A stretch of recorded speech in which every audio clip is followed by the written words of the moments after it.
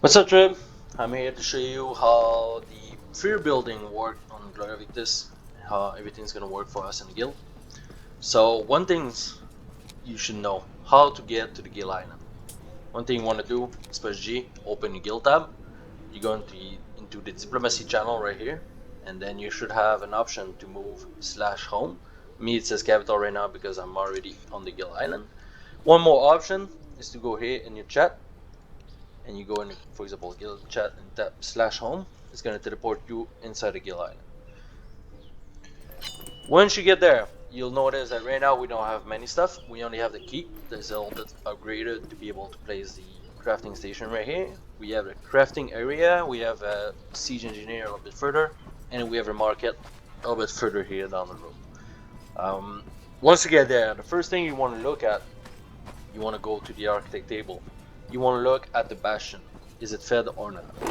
The reason we want to feed the bastion is the workshop needs to be at highest level at all time. Right now, since the bastion is only at level 2, the workshop that we have will only be level 2 maximum. What you want to get is feed that bastion to level 3. So for example, if I come here and I give a little bit of granite, you will see that it's gonna raise here the building resources tab. So if I send that to Bastion, it's gonna raise that, it's gonna raise the efficiency. And once we reach the level 3, we're gonna get the workshop to level 4. We don't have to keep that at level 3 at all time because right now we don't have any state awards, so we don't have any guards and all that stuff to feed. But if you want to craft, if you want to upgrade a building, it's really important to come feed that. Once that bar deplete, you won't be able to get resources to build what you want to build. It's the same principle as the rest of the castles. The only difference is that the guild castle would cost a lot more resources to build. For example, the keep level 4 right here, I think it costs us like 35 stones to be able to build it. It took me and Mighty D, I think, half an hour just to build it. So yeah, you want to make sure we have enough resources to build the rest. So if you come here to the workshop, you will see right now it says workshop level 4 on top of my screen, but if I approach it says workshop level 2. That is because what I said, the bastion is not fed right now, so you want to feed. So next thing you want to look at, if you are trying to build something here, what you want to do is press G. You go once again in your diplomacy tab, same space that you press /home, go into build window, and then you're gonna see different type of things you can do. There's different types of buildings: fortification and economic. Economic, do not worry about it right now. I'm gonna place them because we don't have a lot of points for it. If you go in fortification, that's where the main thing is. Okay, you will see you got wall straight order. There's a bunch of different choices. There's gates, towers, and all that stuff. Once you want to place a wall, for example, you want to look at the cost in fortification points. So once you place, for example, a wall straight, it's going to cost 5 fortification points out of 400 that we have right here. And every time you upgrade it once more, it's going to cost 1 more points. So the max level is 5, so you guys get it. Wall straight will cost 10 points total to be fully upgraded. One thing to keep in mind is that the wall straight, even though it has 2 wide, it costs the same as a wall corner inner and corner outer, for example.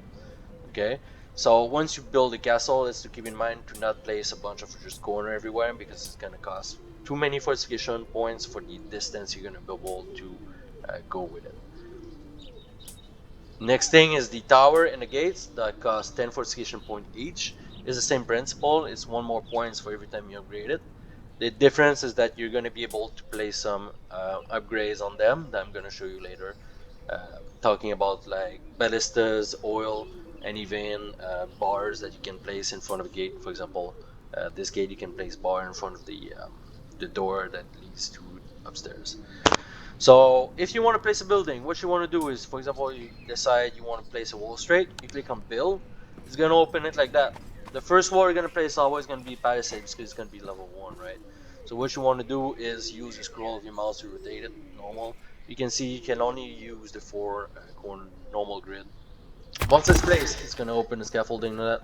It's going to open the upgrading little palette right here. This is the same principle as a normal normal castle. If you need a transport wagon, we got a siege generator down the line, down the road. I mean, you can come and ask for a small wagon or a normal wagon for free right here. So it's gonna help you upgrade. We're gonna need a lot of work and a lot of help when it's gonna come the time to build a full castle. Once that building has been placed like that, and for example you build it once, what you want to do if you want to upgrade again, you go back to the bastion.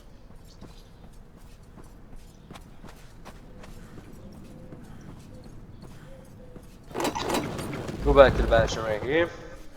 Go back to the architect table. Click on it, and then after that there's going to be a new option to upgrade it. So for example, if I click here, it says maximum upgrade achieved. That's because we don't have anything else to upgrade. It says under construction because of course it's not done. If you want to cancel it, you just click on destroy building right here, and the building's gonna, you know, erase itself. If you want to place, for example, the tower, and you do not know how to place the ballistas on that tower, it's easy. You come back to the architect table where we are right now, and for example, if I click on the keep, it's gonna open the tab right here that you can see. And every time I click on that little icon, it says, do you want to enable this object? It costs 5 fortification points.